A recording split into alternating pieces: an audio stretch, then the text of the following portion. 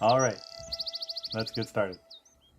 In this lecture, I hope to give a survey of some, at least, of the variety of mystical experiences that are mentioned in William James and or come up in the textbook. So this is my varieties of religious experience with a little bit of the background of the varieties of religious doctrine and theory. This is the world's greatest hits, or a few of them. I don't want to say it's all of them. I didn't intend to give this kind of lecture in this course, but some students said they were interested in learning about other world religions, so this is for you. This comes out of William James. You had some questions on this on a quiz, so we might as well start there. Name and explain the 4 features of mystical experiences James characterizes them. And they are these 4. Most students got those just right, and were able to define them in a sentence or two. Let me try that. Ineffability means you can't say it, you can't speak it. It transcends language, and therewith, no doubt, transcends the categories of the understanding. So why does it transcend language? Perhaps because it goes beyond all human understanding. But not all human understanding, because the next feature is noetic. And noetic means it's a state of knowing.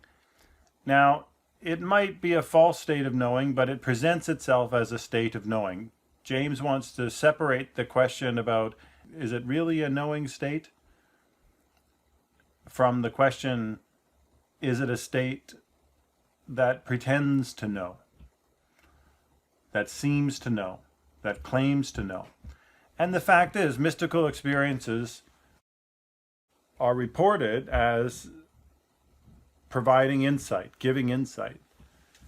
So any kind of term like that suggests there's knowledge at stake, there's some truth that's being grasped, that's what's at stake with noetic. If it's knowledge, there's some truth involved. But if there's some truth involved, why can't it be said? So the great tension between this ineffability and noetic. If it's knowledge, then say what it is you know.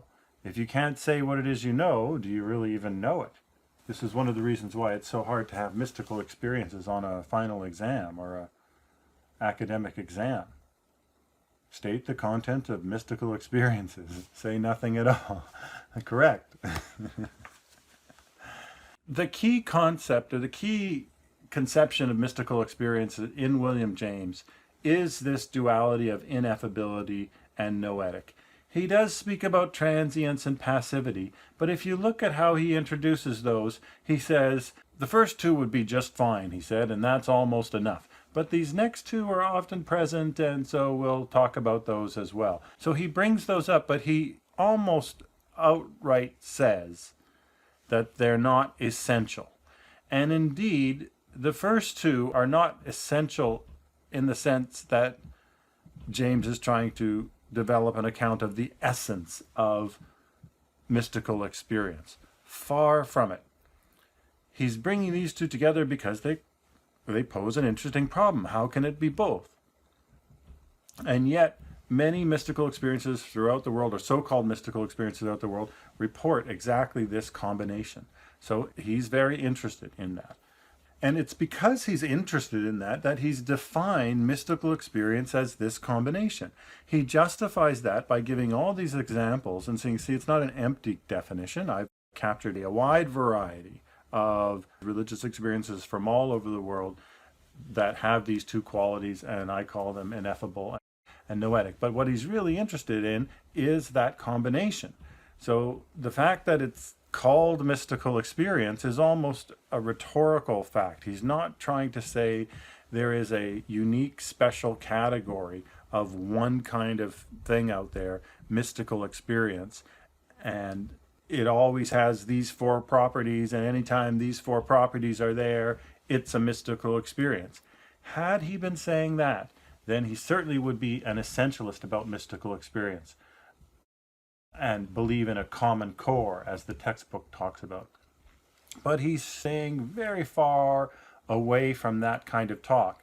And so what I wanted with this question was really to get people to see that these criteria he has are not really trying to define mystical experience in the strict sense that philosophers prefer. That is to say, to give the very essence of what all mystical experiences are like.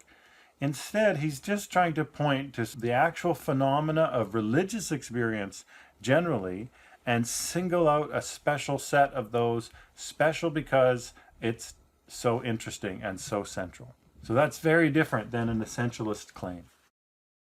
And that's a more technical point. I wasn't sure how students would do with that, but some did very well. James's aim in this is to study the varieties of religious experience. But at this stage, he's focusing on what he takes to be some central characteristics of religious experience. Those 4 characteristics we've talked about, especially those first 2. And he now goes through a set of examples that are very wide-ranging that all feature these 2 attributes in some degree or other. Just taking a glimpse over this list, you see the first ones are things we've all experienced. Every now and then, the meaning of a saying comes over you at a whole new level, and you think, my God, it's really so. Or you may understand a religious teaching at a whole new level in a way that requires a complete transformation of your life. It's a common saying you've known all along, but perhaps sometimes it just seems more significant. James talks about dreamy states. He doesn't use the term déjà vu, which has since become popular, but it seems to be exactly what he's talking about. There are other moments that perhaps we've all had experience where the moment seems highly significant, and not just the social moment or the context, but the broader significance for your whole life, perhaps the meaning behind everything. There are experiences that people have had where time seems to disappear or space dissolves.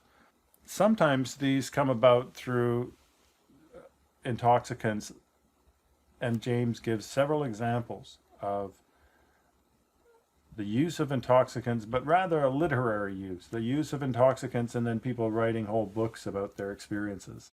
Some of the people mentioned in the footnote are quite secondary, but very interesting figures in James's history. James himself says that he had experiences that he reported on from nitrous oxide of a certain character that seemed to confirm this. And this is very interesting when you think about it, because James, throughout his presentation, speaks as if the mystics are other people who've had this experience. He never appeals to mystical experience as a first person and say, therefore, the truths I found in my mystical experience, you must all accept.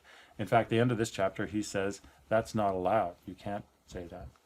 There are times when people feel an identification with all things or all people. So all humans are my brothers and sisters, my mother and father, or my children. You can feel a family relationship or a kinship, but perhaps not only just with people, but with all living beings and plants. That sort of identification, or like the oneness with God, those are the things that speak to monism and the philosophical tendency that James thinks comes out of this. And it's just a tendency, but a oneness of all things. That is the doctrine of monism, philosophical doctrine of monism, which is closely associated with mysticism. You can also call it a cosmic consciousness. I was pleased and interested to learn, reading William James, that the term cosmic consciousness was created by a Canadian. Should be Canadian cosmic consciousness, yes. So much for all these first list of all these examples. Look at the next ones: yogic samadhi, Advaita Vedanta, Buddhist dhyana, Sufi mysticism, and then the rest of them, almost all of them, are all Christian mystics. Different sorts, some of the classic Christian mystics. Madame Blavatsky is another case, a theosophist, one of the first theosophists. And he quotes her, suggesting that the value of her work is, at least what he quotes, is more along the lines of poetry or musical. And that's not exactly a criticism, because he says that it seems like the musical register is the way to express the mystical insight rather than language. Music seems to be a better vehicle for it, which is a very interesting claim and something that I might put down as a paper topic. So what I propose to do today is not look at the Christian mystics, which I know a little bit less about. I should very much like to make a closer study, and I could present some things about them. But I thought I would say a little bit about what samadhi is in the context of yoga, and what yoga is for that matter. What Advaita Vedanta is, because it's the classic philosophy of the Upanishads, the classic Hindu philosophy from the texts that are called the Upanishads. The Upanishads are the Vedanta, or the end of the Vedas, and Advaita literally means non-dual. So that speaks to a kind of a monism, or at least a careful monism, and non-dual because they don't quite want to say one. And that's because there's this ineffability of the one. Also going to look at the Buddhist meditative states that are laid out, how they relate to the Hindus, and how they're distinct. I should like to say a lot more about Sufis than I will at this time, just one slide, mainly in connection with the closeness of the doctrines to Advaita Vedanta, which is oversimplifying enormously. I said I wouldn't talk about Christian mystics, but here's this Christian mystic from a text called Wisdom in the Desert. It's just a lovely thing. I went over it in class. A young abbot comes to another and says, "Father, according as I am able, I keep my little rule, my little fast, my prayer, meditation, and contemplative silence. And according as I am able, I strive to cleanse my heart of thoughts. Now what more should I do?" The elder rose up in reply and stretched out his hands to heaven, and his fingers became like 10 lamps of fire. And he said, "Why not be totally changed into fire?" Here's the William James's report, quoted from the chapter on the nitrous oxide consciousness. Notice that what he says, such an important conclusion. This is quoted so very often. He says his own conclusion from the nitrous oxide experiments that he did. Laughing gas, essentially. You can try it now at your dentist. He says the conclusion that he has not wavered from coming out of this nitrous oxide or intoxicated experience is that our normal waking consciousness, so-called rational consciousness, is but one type of consciousness, whilst all about it, parted by the filmiest of screens, there lie potential forms of consciousness entirely different.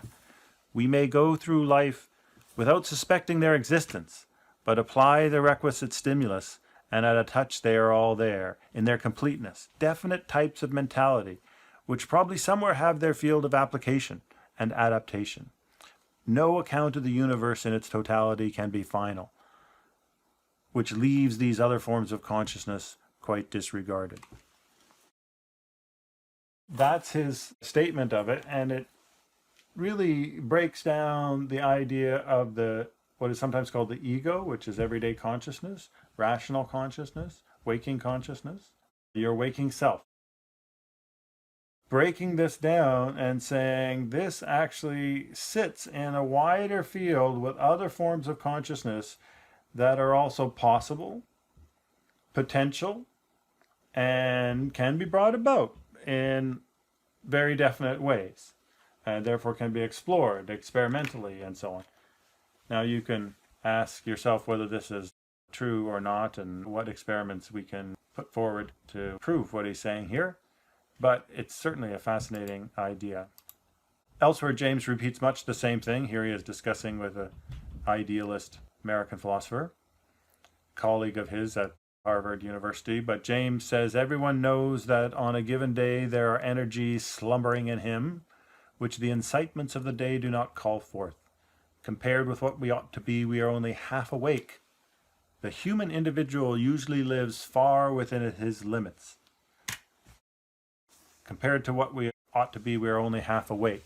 So this is this idea, oh, and we are making use of only a small part of our mental and physical resources. Now, we must distinguish here what James is saying from a popular myth that says that we only use a few percent of our brain, and that the rest of our brain, if only we could use it, we would all be geniuses like Einstein or wise like Gandhi or something.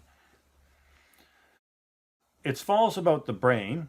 We don't use just one part of our brain, but we don't necessarily use our brain for everything it could be used for.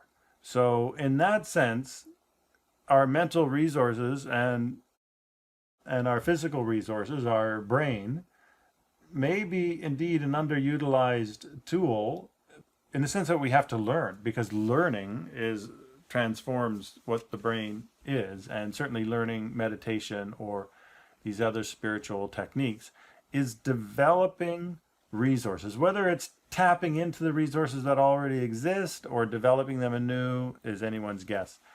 But we're only making use of a small part of what could be there for us to use. That's not the urban myth that we're only using 2% of our brain. All right, now, so what I want to do is talk a little bit about Hindu philosophy, Indian philosophy. And this is older root philosophy that even Buddhism grows out of. So you've all heard of the cosmic egg. The term is Hiranyagarbha, which is the golden womb or the golden egg. The universal seed, the seed of all things. This split open one day. The image of the cosmic egg is the top half of the egg is the vault of the heavens, and the bottom half is what the earth sits on, and underneath which the sun goes, and so on. So that's the cosmic egg, is the splitting of heaven and earth in other metaphors. The metaphor of the cosmic egg splitting apart is also duplicated by a different metaphor, which is Brahma opening his eyes. Brahma opens his eyes and the cosmos comes into being. Brahma closes his eyes and the cosmos goes out of being. So the cosmos is not the whole of the universe, but the whole of what we see, this heaven and earth, and all the heavens with all the stars and so on. But that too will close down as Brahma closes his eyes. But Brahma will wake up another day and there will be another universe. So each Brahma's day is a cosmos, the whole cosmic sphere. So talk about cosmic consciousness. And this sphere of existence, the cycle of existence, Brahma's day, from day to night, from the origin of the cosmos to its dissolution, its origin sometimes depicted as an original flame, and its dissolution a great conflagration in which the universe collapses. So now we've got a third metaphor, essentially covering the same material. The origin of the universe. It's an egg that's cracked open. It's a god sitting on a lotus who opens his eyes and has a day. And it's this great fire from which the other elements, earth, water, and fire, are spit out. Now, because it's a cycle, because the realm of existence, the cosmic realm, which I'll sometimes just call the universe really is a string of cosmoses, cosmoi, but conventionally I may say the universe. So this cosmos is a wheel of our existence. It's a wheel because it's cyclical. It's like a day. And that means it's born and dies. And within this, you yourself are born and die. You have many lifetimes within one cosmological cycle. Brahma's day is there, but you have many days throughout Brahma's day. And this is your wheel of existence, the cycle of existence. Birth leads to death, birth leads to death. Now that is called samsara, but the word samsara also means this very universe, this concrete world in which we find ourselves in. Where does it come from? It is Brahma's day, like this. It's also called a wheel, and this is a photograph of a wheel from Konarak in India. I have my own pictures from there. It's much like the zodiac cycle. It traces the star patterns, the constellations, and Indian astrology is based on it as well. Since we're focusing here on the Indian framework and the idea of the cosmos and this idea of rebirth, of reincarnation, of your soul or self or spirit going from one body, casting it off like a piece of clothing when it's worn out, and going on to take on a new body in a new life. And with it, you're not able to escape the deeds of your past. Good deeds or your bad deeds follow you. The fruit of those early deeds now comes with you in the new life. So we have here the classic idea of reincarnation and karma. So the law of karma, different than the doctrine of samsara, but the two are obviously closely related. Now, although the goal in part is implied that one wants to be reborn in a higher birth, a better birth. You don't want to be born a worm or a lower animal or anything like that. You want to be reborn as a human being, and not just any human being. You want the best life for yourself, and so you want to be born in an upper caste or a higher caste, and how you behave in this life, whatever your caste is, may help to determine whether you get into a better caste. So there's a whole social theory that goes along with the law of karma and reincarnation. But the most important thing to remember that so many people get wrong unless they've studied this a little bit is that the highest goal in this worldview is not to be reborn in a higher estate, in a higher caste, and a better off. In fact, being reborn like that, you can even come back as a deity, as a god, and live in a kind of heaven, which is a very long lifetime. But that too ends and is not permanent and is not the final goal. The final goal, the highest goal, is in fact to transcend karma and transcend samsara altogether, transcend the cycle of birth and death. So you will not die again, you will be deathless, and you will not be born again. You're getting out of the cycle entirely. So it's like when Brahma closes his eyes again, you too go back to that central dark stillness in which you are less than a point and there's nothing else, and from that you will not be reborn within this cosmos. But the only way to transcend the realm of change, the realm of birth and death, the realm of karma, the only way to transcend samsara is, and here's where the mystical part comes in, is an identification of yourself and this Brahman that's opening his eyes and the universe is coming into being. Closing his eyes, the universe is going out of being. The mystical teaching is that there's a much closer connection between that creative being that generates the universe and you. Much closer. Atman is Brahman, and that's basically the doctrine. So I'll get to that, but let's look a little bit at what I've just said and this term Brahman. So in English scholarship, it's conventional to distinguish Brahma and Brahman. Brahma is masculine, Brahman is neuter, neither male nor female. So, but there's a distinct level here of storytelling and theorizing at completely different levels. So at one level you have Brahma, a deity that is a personification of the absolute. And so he's got eyes to open. And another version, he's got 4 heads, faces in all directions, meaning he sees in all directions, sees everything in all directions. So that identifies this deity also with space, seeing everything everywhere in space. And there are stories about this deity. I used to have 5 heads, lost one of the heads later, and sitting there on the lotus and stuff. Where did the lotus come from? There are all kinds of stories that are told about this. So this is, you can call it the mythological level, where deities are persons. So the Greek myths also, you have deities that are at a personal level like this.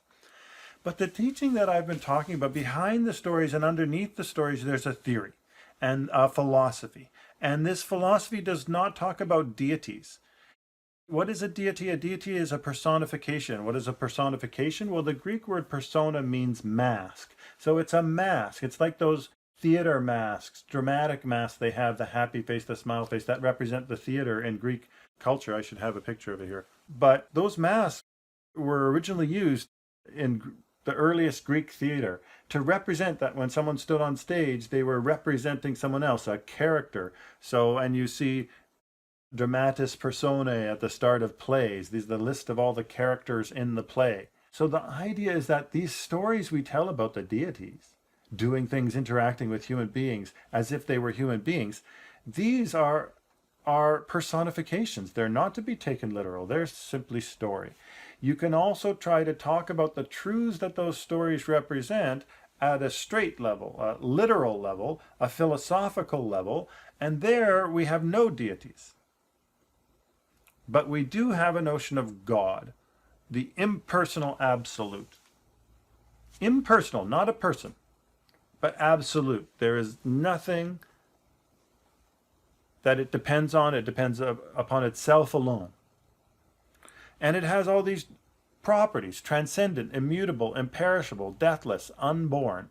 And you can see them all listed on the left-hand side at the bottom: personal, primeval, eternal, self-subsistent, the world center, the primitive in all things, the self in all things, invisible, unborn, unchangeable, imperishable, the whole universe. That's a lot of different things that it's called, but they're not personal. Well, the self is mentioned there at one thing, but it's the self in all things, so it's not your personal self. So this idea of the absolute is thought to transcend human cognition and intelligence. So you can't use your intelligence and your reasons to grasp it. In fact, your intelligence and your reason is the one last big obstacle you got to set aside in order to recognize that who you really are is this impersonal absolute. You're not some deity with a bunch of heads. That's just a story. It's not your story. The ultimate truth beyond story is that you are this impersonal absolute. There's an identity claim. Thou art that. Atman is Brahman. So there's wonderful stories about this. You see over here this beautiful image. This is the symbol Om, and you see the various deities there, which I won't go into. I'll just point out the Brahman here, sitting on the lotus. He's the one who opens his eyes, cosmos comes into being, closes his eyes, cosmos goes out of being. And you'll notice the lotus is growing, you can't quite see it, but from the navel of Vishnu, who's seated there as his consort Sita massages his feet, and he's sitting there on the world serpent, Ananta, which means infinite.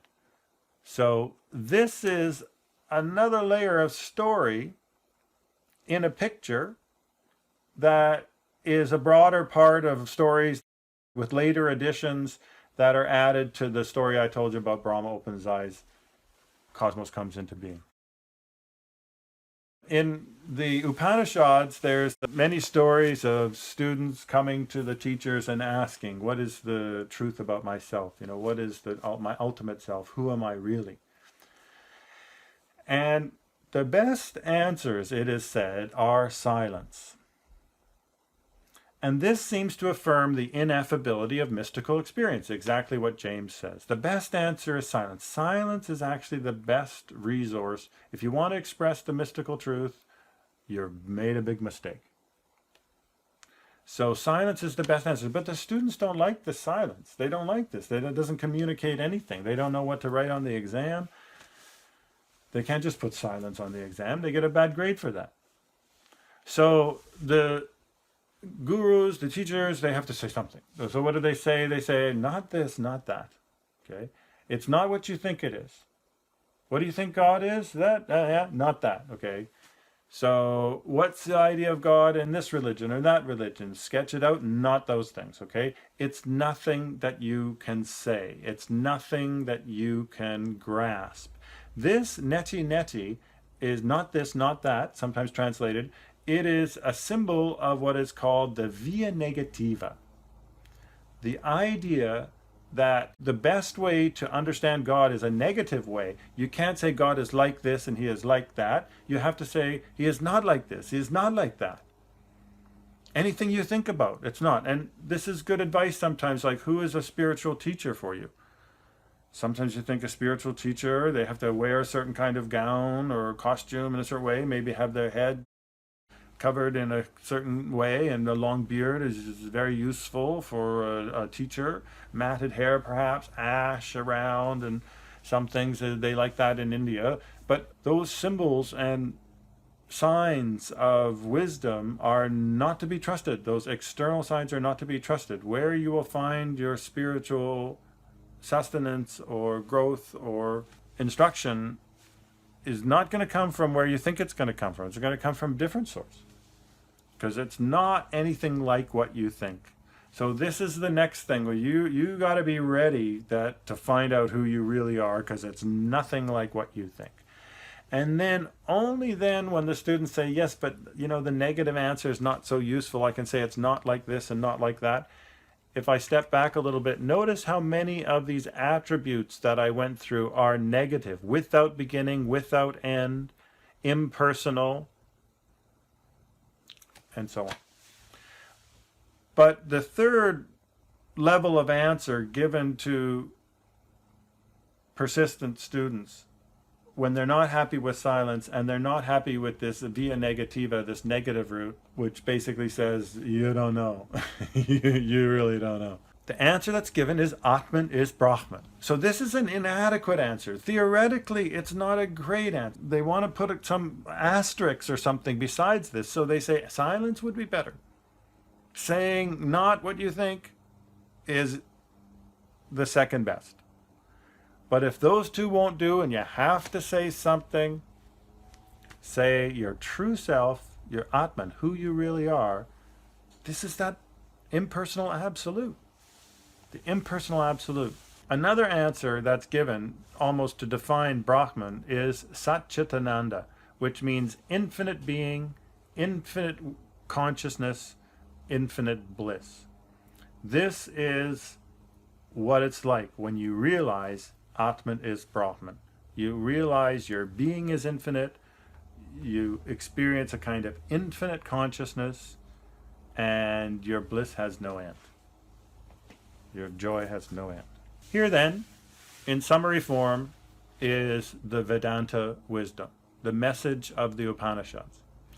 It's that your true self is this impersonal absolute. Atman is a very interesting word. Atman means your body, because your body is yourself. If someone kicks you in the shin, you say, don't kick me. You identify with your body. So your body is Atman, your body is self. But is it your true self? Your feelings are also yourself. Your thoughts, your mind are also yourself. But are they your true self? Who are you really? That is the ultimate question. And surprise, surprise, you are not a person. You are the impersonal. You are the absolute from which you seem to have come. And the way they formulate it is, thou art that. The beyond is within. The transcendent is immanent. So immanent is not the same as immanent. Immanent means, with an I in the middle there, means it's about to happen. Immanent is the opposite of transcendent. Transcendent means beyond. Immanent means within. So when you say God is beyond the universe as creator, but you can also say God is the universe. Perhaps God's body. The universe is like God's body. It's God's self too. Maybe not the whole of the self, because God is not just this whole universe, but beyond. In fact, in the very old Vedas, it says that 1/4 of God is this whole world you find here, and 3/4 of him is beyond. So most of it is transcendent. But you are also that, transcendent. You are the transcendent and the immanent. The transcendent and the immanent are the same. Beyond is within. It's a lovely poetic phrase that connects this really a mystical doctrine.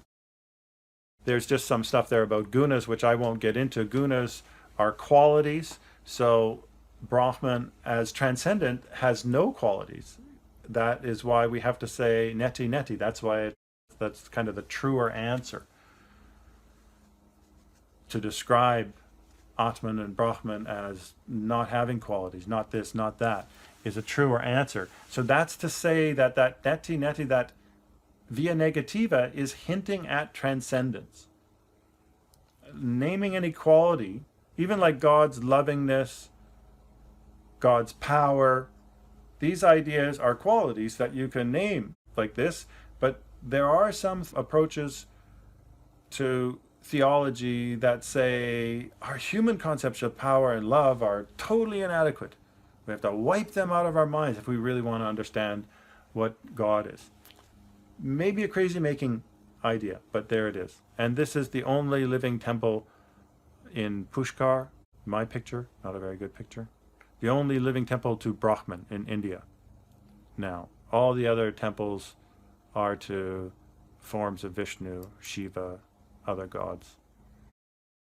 All right, and here's a little bit about the word Atman and just a couple points for what's to come about this. So Atman, as I mentioned, is body, self. It's who you really are. It's your ultimate identity. In one famous and early Upanishad, there's a teacher who characterizes Atman in terms of consciousness. And in particular, he says Atman, the self, is the inner controller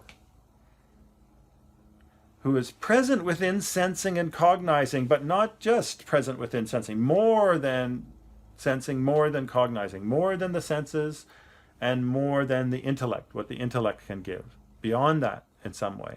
Aha, that's important. And this inner controller. So what is an inner controller? I just want to put that question out there. Okay, we're going to see. He goes on where he said, he who dwelling in the earth is other than the earth, whom the earth does not know, whose body the earth is, who controls the earth from within, the inner controller of the earth. This is the self, the inner controller, the immortal.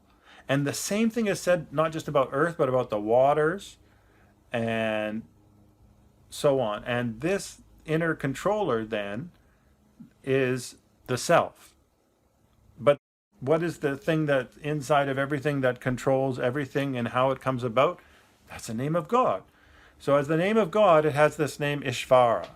That's like that little creator, that little Brahma within you that opens its eyes and the universe comes into being.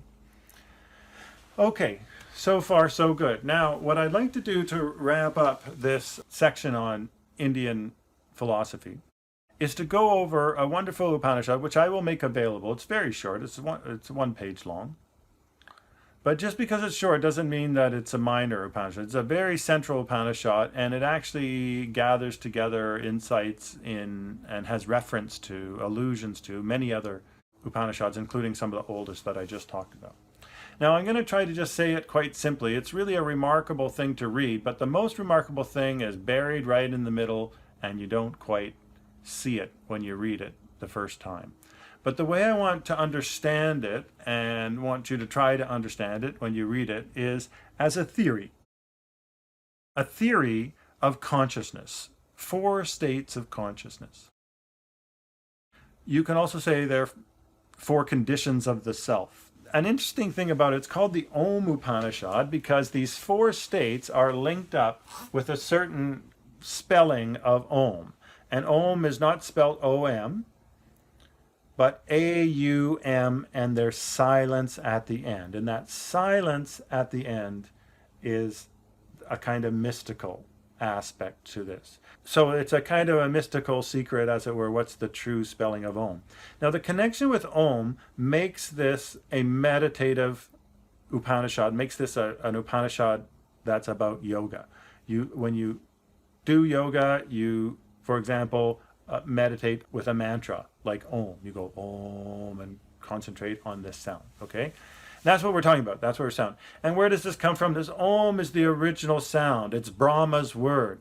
Another story of creation is Brahma just chants the world into existence. Om. The whole world comes into existence. The sound is resonating in space. That space or akasha is generated with the sound. And all things are really just sounds, are just vibrations. And so within this one word is the whole universe of all our languages. All the sounds of our languages are also embedded in there in some way. That's the kind of myth. And so you can have Brahma chanting the universe, Om. And when it goes to silence, the universe goes out of existence. And then he has to inhale for a new universe, and out it goes, kind of thing. So that's the idea. And that's exactly what this thing says. But if we separate the mythological elements, which are up front, almost disguising the hidden part, the theoretical part, we have a theory of 4 states of consciousness. And the first state of consciousness is everyday consciousness. We talked about this already. Rational consciousness, waking consciousness. Now, James said that there are other kinds of consciousness besides this kind. Now, what characterizes this particular kind of consciousness? They tell in a few lines here. It's worth a very careful study. So this everyday consciousness is characterized by the senses turned outwards. So the senses give you the world. And ego is present. Ego is present and either engaged or distracted, looking at what this sense gives or that sense gives, so on. That's waking life. You're busy doing this thing, that thing, walking around. So your mind then is, when it's engaged, might be engaged in one thing, but in everyday life, everything's going on at once. You've got the kids running around and a lot of things. So everyday consciousness is actually called many-pointed, because you're dealing with many things. You have to be open to new things that arise and respond to them. Okay, so that's many-pointed waking consciousness. There's also, however, dream consciousness. So at night, you go to sleep, and sometimes you're not just sleeping, but you're actually having a dream. Now, there's a kind of consciousness. We talk about dreams as unconscious, but snap out of it. That's bad language. Dreams are a kind of consciousness. They're not like waking consciousness. They're a different kind of consciousness. Well, how do we characterize the differences? Notice that the senses are there. The senses are involved. You see things in your dreams. You hear things in your dreams. But now the senses are not turned outward. The things that you're seeing and hearing are not actually in the external world. They are, as it were, inside of you. You're imagining them. Your imagination is the thing that presents images to you, images from the senses. All the senses have images, like a heard sound is an image of sound, which you can repeat to yourself. Also, in your dreams, you notice that your ego is present. Freud even said your dreams are wish fulfillment, right? You're trying to do things in your dreams that you can't do and can't get away with in real life. In waking life, ego is constrained by social norms and people telling you what to do. But in your dreams, you can do anything you want, right? Although it doesn't always feel that way, because sometimes your dreams are bad dreams and you don't want to even be in your dreams. Second state of consciousness is dreaming. Third state of consciousness is deep sleep. Now, this we usually call unconsciousness, right? Not unconscious according to the Hindus. Deep sleep is a form of consciousness. Ego is not present. That's what we should say. It's not ego consciousness. It's an undisturbed stillness without separateness. The whole point is deep sleep is a form of consciousness. Now, if you doubt that deep sleep is a form of consciousness, then why do you roll over in the middle of the night? Why do you bat away that mosquito that comes buzzing at your ear while you're sleeping? You don't remember in the morning the mosquito was there. Why do you scratch the mosquito bite while you're sleeping? In the morning you wake up, your skin is all red because you've been scratching it. Why do you do this? If there is not some kind of consciousness that's there already in deep sleep. When you're in deep sleep, you don't have a sense of yourself. You don't have a sense of your ego. Your ego isn't really present. In a way that you can say that your ego is present in your dreams. You're looking out for yourself in your dreams, trying to get the best for yourself, trying to avoid dangers in your dream. But in deep sleep, there's no ego or ego concern there. There's no separate existence. And the intellect is not present. The mind is not present. There's no dreams, and the desires of dreams and of waking life are present. And nevertheless, it's reasonable to call this a state of consciousness. As I was mentioning, the fact that you change position during deep sleep, or that you respond to insects that disturb you in the night, shows there's some responsiveness there. And that we may associate with a kind of consciousness. Now, here's the most remarkable thing, and it really has to do with the relationship between dreaming and deep sleep. This is where this theory of states of consciousness gets very interesting. When you think about dreams, you realize that for every dream there's two of you. On the one hand, there's the you who you can call the subject of the dream, the one to whom the dream is happening. In the dream, you experience a strange world and you wonder, oh, what is this strange world that's happening? Is it good for me? Is it bad for me? You wonder. Then, when you wake up, you realize, oh, this strange world, it all came from my mind. But you didn't realize that in the dream. You didn't know that it came from your mind in the dream. So there is another you in the dream. There's the you who's the subject of the dream, the one to whom the dream is happening, the witness of the dream, you can say. And then there's the dreamer of the dream, who's not present in the dream. The witness of the dream is not aware that they themselves are the dreamer of the dream. So some part of you threw up this whole dream world for yourself to experience. Some part of you threw that up. Part of you then is the dream maker, the world maker of the dream. This is exactly what Freud called the id, the image maker, the part in you that can just throw up images and throws up images in dreams. And it's very elaborate. It's very knowledgeable. It can create incredible worlds in your dream. And you don't even know that you are doing it. So there is a world creator, a world maker that, if not in your dream, at least is related to your dream because it's the very dreamer of your dream, the world maker of your dream. And where is that one, if not in the dream? Well, the Upanishad answer here, you can see, is that one lies in deep sleep. Look what they say about deep sleep. This is the line that people miss. It's so remarkable. In deep sleep, which we normally call unconscious, they say, no, no, no, this is conscious. What is there? What is there is all-powerful,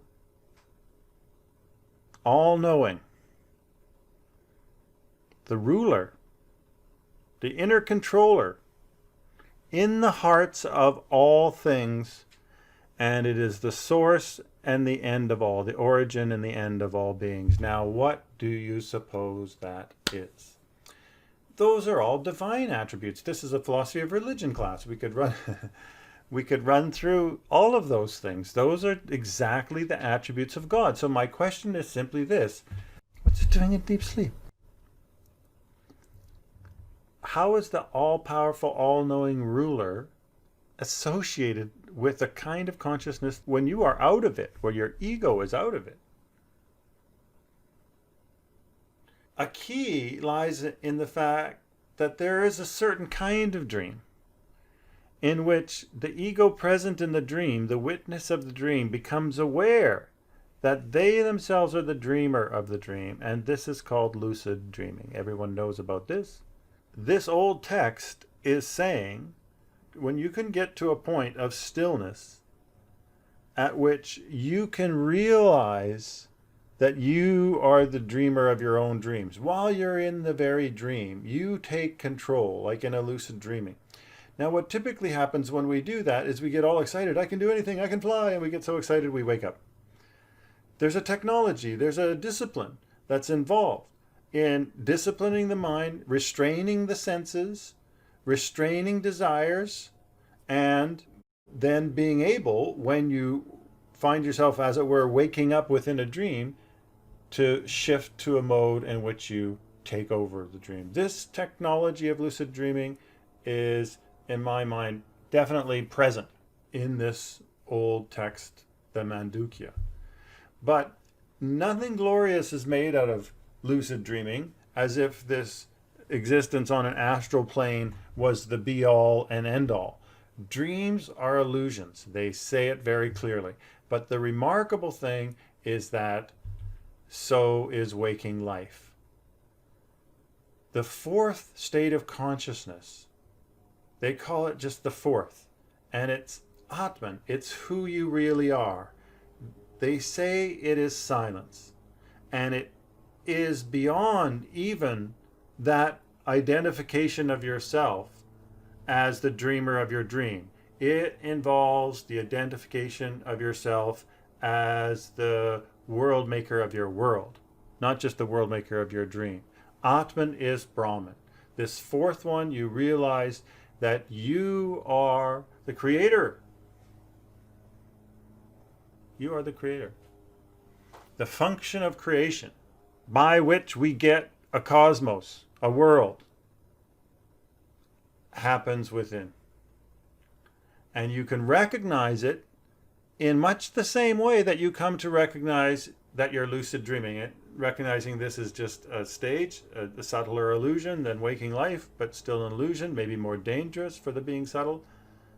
But beyond that, with sufficient self-control, closer and closer to this inner controller, and overcoming even that, then you recognize, to quote the late American Upanishad, "Wake up to find out that you are the eyes of the world.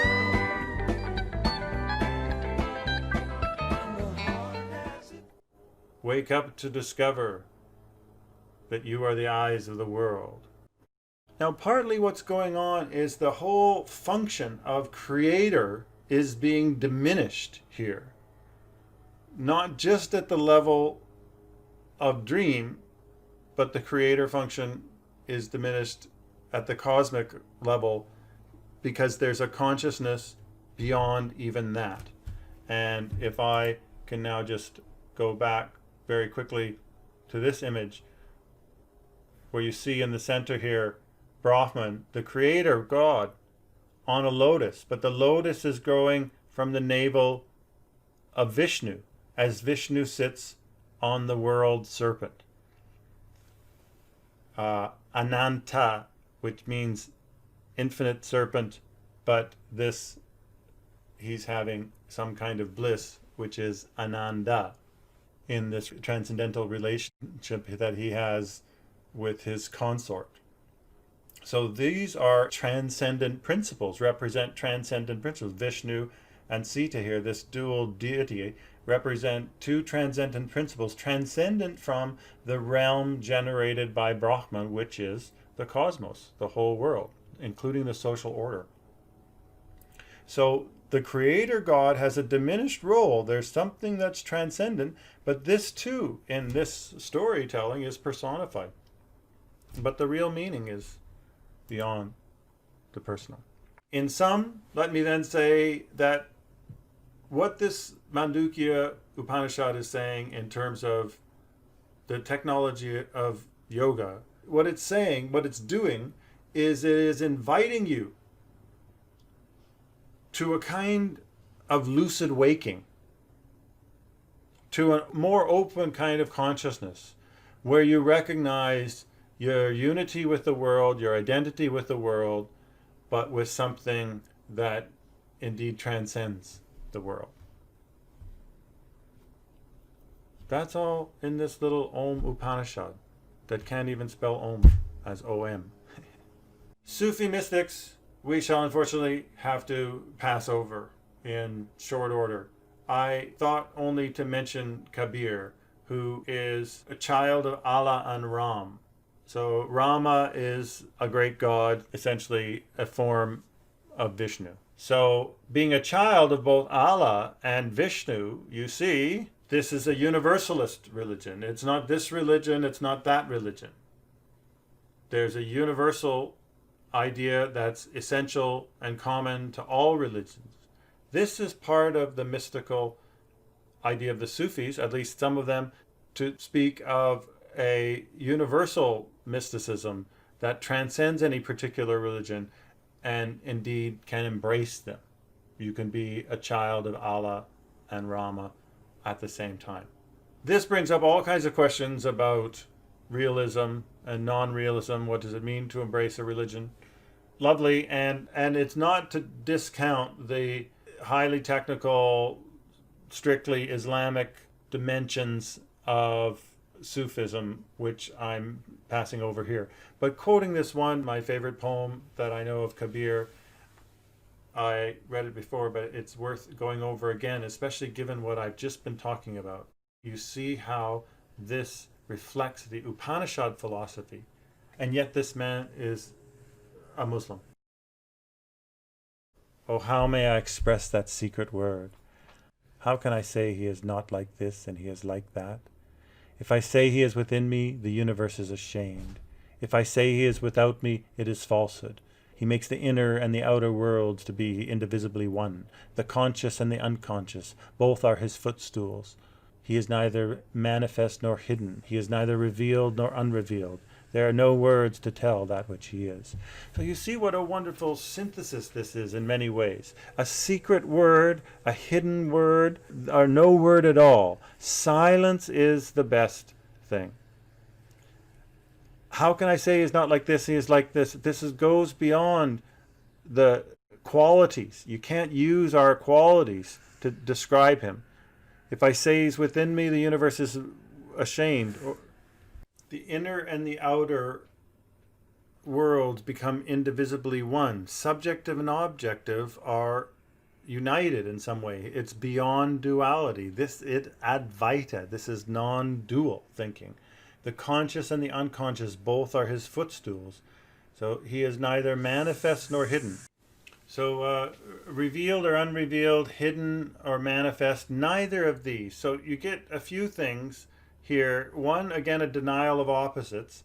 Notice this, it's transcendent and yet also not transcendent. Or you can't say it's transcendent, you can't say it's immanent, is maybe a better way to put it. Which is to say, it's, again, this kind of via negativa.